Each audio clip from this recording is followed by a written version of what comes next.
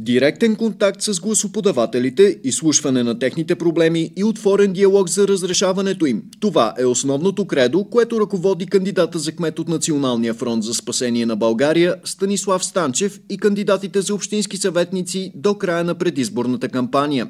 Един кмет на първо време трябва да има непрекъснат контакт с жителите на общината, за която е отговорен, е категоричен инженер Станчев. Да ви кажа честно, кампанията е много добре. Днеска направихме една среща в село Дружба. Сега сме тук в това заведение. Искаме да направим среща с хората очи в очи. Проблемите ги знаем на всичките. Знаем, и аз ги знам, и те ги знаят. Искаме да си ги кажем и да продължаваме напред. Кои са основните приоритети на инженер Станчев и какви са акцентите в платформата на НФСБ? Първото нещо, на което трябва да се обърне внимание, това е